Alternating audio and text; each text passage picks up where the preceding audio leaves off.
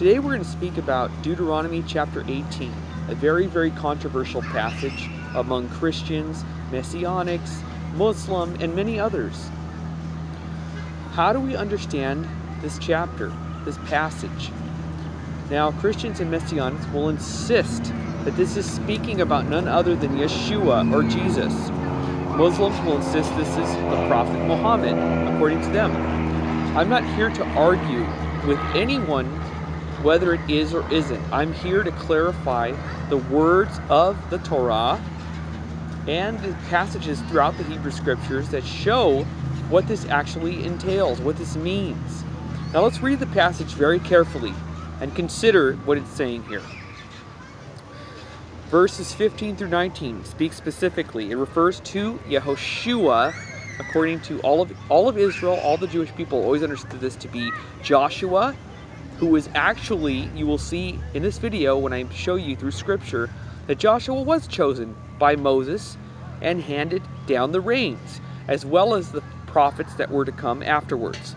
It refers to Joshua in the immediate context and all subsequent prophets after him.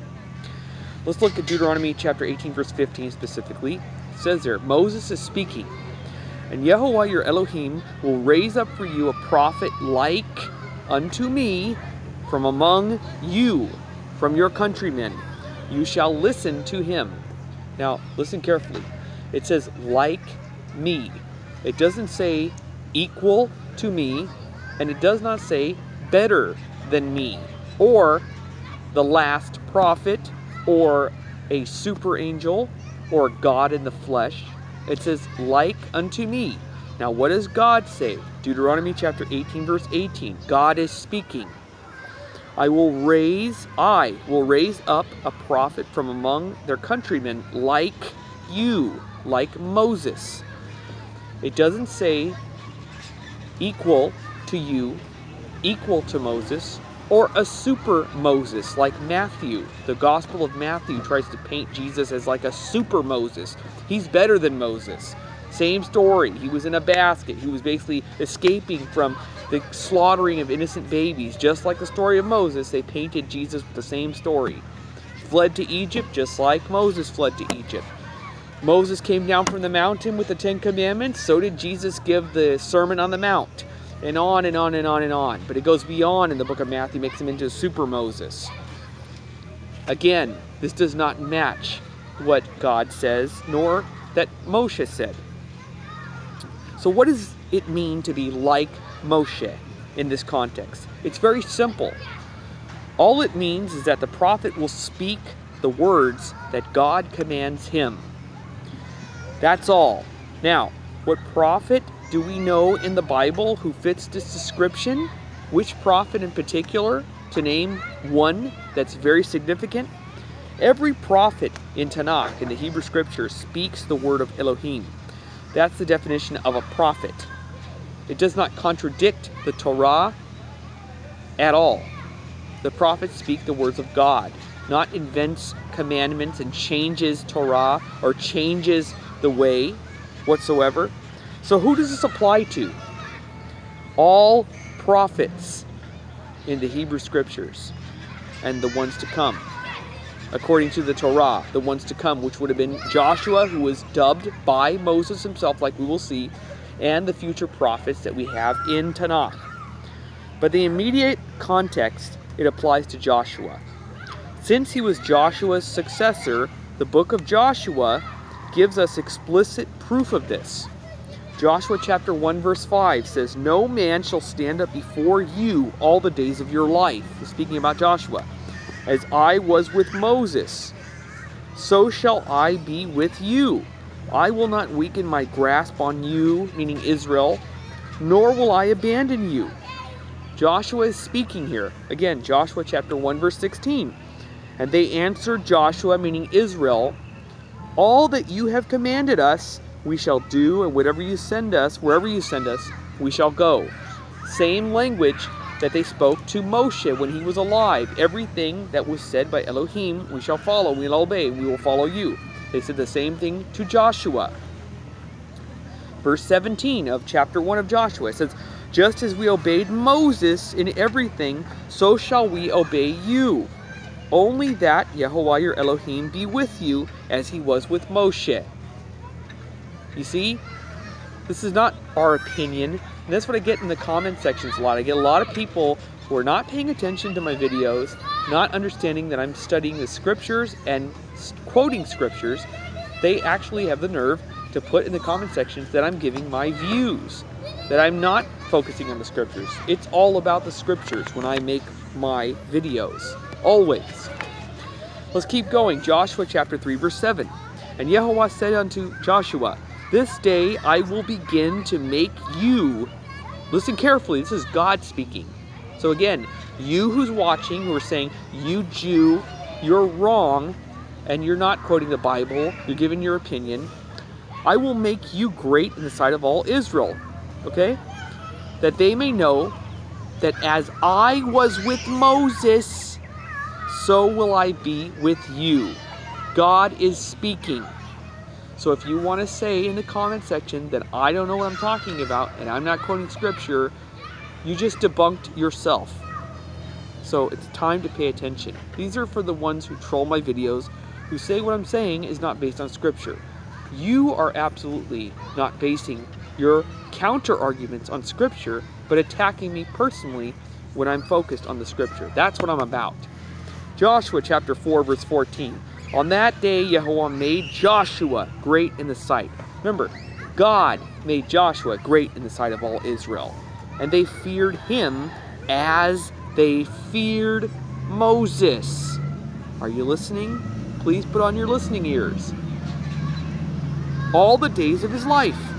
Joshua chapter 11 verse 15. As Yehovah commanded Moshe his servant, so did Moses command Joshua, and so did Joshua. He left nothing undone of all that Yehovah commanded Moshe. I would argue that there is no prophet in the entire Bible who is compared to Moshe as much as Joshua. That's what I would say. Because you don't see this kind of language with any of the other prophets. Now, I'm not saying that the other prophets are not great in the eyes of Elohim, but I'm just saying, language-wise, it's very clear. If you could show me otherwise, please, please, I beg you, show me. In Tanakh, show me in the Hebrew Scriptures. Now, if you want to quote New Testament, you can feel free to do that. But again, it has to be supported by the Torah, the Tanakh, the Hebrew Scriptures. Now, you will bring up Deuteronomy 34 verse 10, essentially arguing that Joshua could not be a prophet like Moshe mentioned in Deuteronomy 18:18. Why? Because it says this.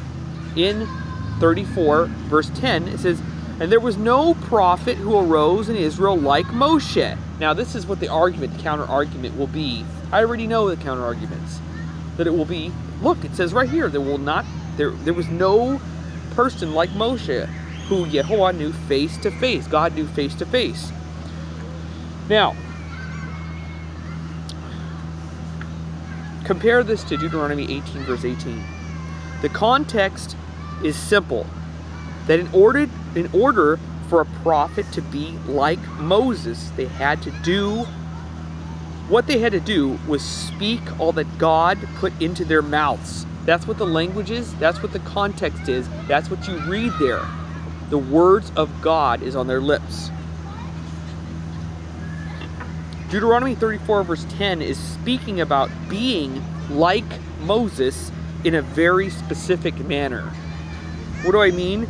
Exodus 33 verse 11 highlights the fact that Moses had a very unique relationship with Elohim that no other prophet had. His ability to speak with God face to face is unparalleled. Exodus chapter 33 verse 11. Then Yehovah would speak to Moshe face to face, as a man would speak to his companion, and he would return to the camp. But his attendant Joshua, the son of Nun, a lad, would not depart from the tent. Now, many Christians and Messianics will get excited on a verse like this and say, look, he saw God in the flesh. Again, no, that's not what it's saying here. That is blasphemy and idolatry. Again, anything that they see that will hone in to the New Testament claims, or what they believe, which really is not even in the New Testament. This is based on Catholic beliefs that Jesus was a man, God in the flesh. This is all Catholic tradition. It's all Catholic. Council of Nicaea, no matter what you say, that's exactly where it came from. That's what they were arguing for up until the 2nd century. Who is Jesus? Remember, this is the context of Deuteronomy 34, verse 10. The context of being like Moses is that no prophet like Moses was able to speak to God face to face. That's what it says very clearly.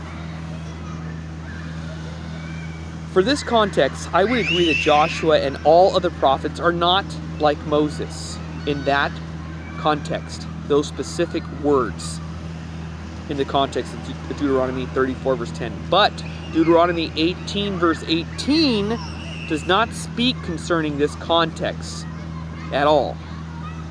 For to be like Moses in the context of Deuteronomy 18, verse 18 is simply to speak the words that God puts into their mouths. Joshua and all other true prophets certainly are like Moshe in this sense. Thus, they are being spoken of in the context of Deuteronomy chapter 18, verse 18 in this presentation that I'm showing you, that I'm doing for you. We can also use grammatical consistency to demonstrate that Deuteronomy 18, verse 18 does not refer to only one prophet, but rather the general concept of prophets in the plural who succeeded Moses. Let's look at the verses again, okay? Deuteronomy 18, verse 17. And Yehovah said to me, they have done well in what they have spoken. Deuteronomy 18, verse 18. I will set up a prophet for them from among their brothers, like you. Again, listen carefully, like you. And I will put my words into his mouth. He will speak to them all that I command him. Deuteronomy 18, verse 19. And it will be that whoever does not hearken to my word that he speaks in my name, I will exact or require it of him. These verses describe the prophet like Moses, who you deem to be one singular individual, namely, who they believe is the Messiah, Jesus or Yeshua, or in your case, Jesus.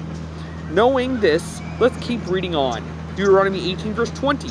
But the prophet who intentionally speaks a word in my name, which I did not command, listen carefully, Christians and Messianics, which I did not command to him to speak, or who speaks in the name of other gods, this prophet shall die. Deuteronomy 18, verse 21. Now if you say to yourself, how will I know the word that Yehovah did not speak? Verse 22 answers, if the prophet speaks in the name of Yehovah, and the thing does not occur and does not come about, that is the thing that Yehovah did not speak. The prophet has spoken contrary to me. You shall not be afraid of him. Don't be afraid of this alleged prophet who claims to speak for me. If he's not speaking my words, which are the Torah, don't be afraid of him. So we find many problems in the New Testament, the Greek Testament, that go contrary to the message in the Hebrew Scriptures. We find problems as far as Judaism and the Jewish people, Israel, with the claims of other prophets and religions who claim ones to be prophets. They're not speaking the words of Torah, they're changing things, creating new books. So that's why we cannot follow these people as prophets, because it goes against what the Torah explicitly warns us against. And I will end by quoting a passage. Deuteronomy chapter 13. Read it for yourselves. Chapter 13 of Deuteronomy, verses 1 through 9. It specifically says, I will send unto you prophets who will do miracles. I'm paraphrasing here. It basically says who will do miracles, who will predict the future, who will do signs and wonders.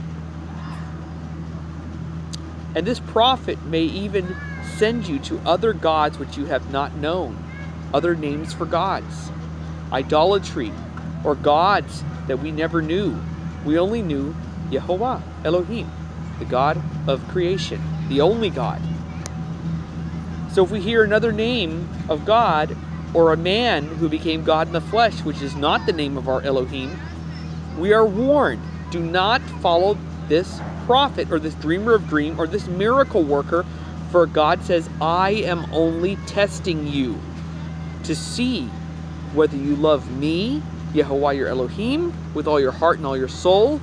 It says, you will follow my commandments, follow my Torah, my instructions, cling to me, listen to me, follow my instructions. Read it for yourselves, Deuteronomy chapter 13, verses 1 through 9. He warns us, I am only testing you to see whether you love me or this miracle worker or prophet who changes the game plan. I'm only testing you. Who will you choose? The true God, or a miracle man, or a prophet who claims to be a prophet, who changes the script and gives you other commands and leads you to follow false gods?